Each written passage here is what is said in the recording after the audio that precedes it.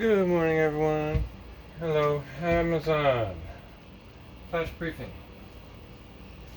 Jamie, here's your flash briefing.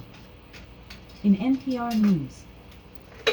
Live from NPR News in Washington, I'm Corva Coleman. The National Weather Service says 2 winter storms are hitting the U.S. One is on the west coast, the other is spread across several northern states. There are blizzard warnings posted from the Dakotas to northern Wisconsin. There are wind chill warnings from Washington state to the Great Lakes. It could feel like more than 40 degrees below zero today in much of Montana. Meanwhile, a frigid winter storm is forecast to bring wind, rain, and snow to California. From member station KCRW, Matt Gillum reports forecasters in Southern California have taken the unusual step of issuing a blizzard warning. Mountain communities in Southern California are already under a winter storm warning as they get blasted with frigid and snowy conditions. But starting early Friday morning, the mountains of Los Angeles and Ventura counties will be under a blizzard warning. Up to 5 feet of snow is possible at 4,000 feet, with higher elevations potentially getting buried under 7. Powerful winds gusting up to 75 miles per hour are forecast to rip through the mountains, creating conditions with almost no visibility. Blizzard warnings are incredibly rare in Southern California. The last time the National Weather Service issued one in the region was February of 1989 during strong storms the current system is being compared to. For NPR News, I'm Matt Gillum. Tomorrow marks 1 year since Russia invaded Ukraine. A European Union agency has been taking steps to investigate alleged war crimes in Ukraine. Ladislav Komrad heads the EU's Agency for Criminal Justice Cooperation. From day one, it became very clear that the international legal or judicial community would do whatever it takes to help bring those responsible to justice. The United States has already accused Russia of war crimes. During his trip to Poland and Ukraine this week, President Biden said that Moscow is committing crimes against humanity. Stocks opened higher this morning as the Commerce Department reported a modest downgrade in U.S. economic growth. NPR's Scott Horsley reports the Dow Jones Industrial Average rose nearly 180 points in early trading. The Commerce Department says the U.S. economy grew a little bit more slowly at the end of last year than initially reported. Revised figures show GDP grew at an annual rate of 2.7% in the fourth quarter, down from an earlier estimate of 2.9%. Consumer spending was slightly weaker than first reported, while the nation's trade deficit was slightly larger. Weekly claims for unemployment benefits continue to point to a very strong job market. New claims were down again last week from an already low level. Commerce Secretary Gina Raimondo speaks today about the federal government's $52 billion effort to promote domestic computer chip manufacturing. Chip makers can start applying for factory subsidies next week. Scott Horsley, NPR News, Washington. On Wall Street, the Dow is now up 160 points. The Nasdaq is up more than 90. This is NPR. The Pakistani government says it has discussed the threat of terrorism with neighboring Taliban authorities in Afghanistan. NPR's Dia Hadid reports from Islamabad that meeting came after growing tensions between the governments. The high-level meeting in Kabul occurred not even a week after a militant offshoot of the Taliban attacked a key police station in the Pakistani port city of Karachi, killing 4 men. And it followed an attack by the same offshoot on a mosque in late January that killed more than 100 people, mostly policemen. Pakistan accuses Taliban authorities of offering safe haven to the militants in neighboring Afghanistan. But analysts say the Taliban is unlikely to crack down on the offshoot. It's a potential ally, and the Taliban already is cracking down on suspected ISIS militants. Critics also note Pakistan's own authorities allowed dozens of militants from this offshoot to return to their homes as part of failed negotiations with the group. Dia Hadid, NPR News, Islamabad. A federal judge in Illinois will sentence musician R. Kelly today on his convictions for child pornography and coercion. Any sentence could add to the 30 years that Kelly has begun serving from different federal convictions for racketeering and sex trafficking. Convicted rapist and former movie producer Harvey Weinstein will also be sentenced today in Los Angeles. He could get up to 18 years in prison for sexually assaulting a woman in 2013.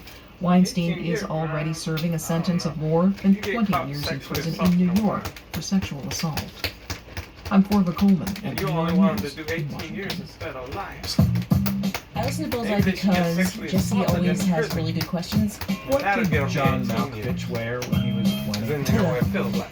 I don't know how to describe it. Bullseye. Interviews with creators you love and creators you need to know.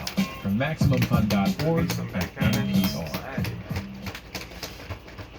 In NASA news, NASA and Blue Origin's Club for the Future will co-host multiple free in-person viewing events of the agency's documentary, The Color of Space, at historically black colleges and universities, conferences, festivals, and more nationwide. I understand. The documentary is a We don't know conversation between circumstances, 7 current and former black astronauts, each of whom were selected. Using, stuff like that.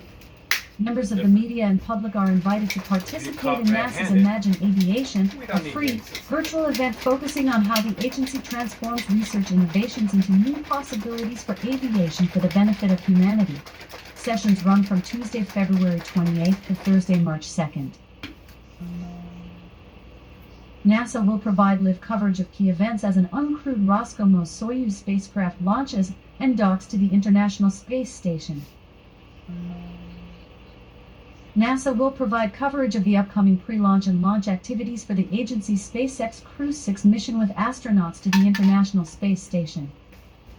With astronauts? Are you sure? NASA and Boeing will host a mission overview media teleconference at 11 a.m. EST Friday, February 17th to provide a status update on the first astronaut flight test of the company's CST-100 Starliner to the International Space Station. Launch is targeted for no earlier than April to the microgravity laboratory. In weather. Right now in Seattle, it's 28 degrees Fahrenheit with cloudy skies.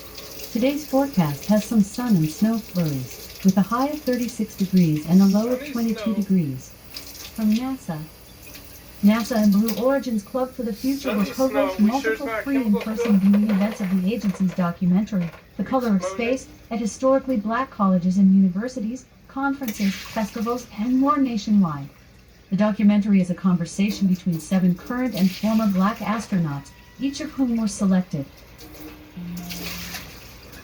Members of the media and public are invited to participate in NASA's Imagine Aviation, a free, virtual event focusing on how the agency transforms research innovations into new possibilities for aviation for the benefit of humanity.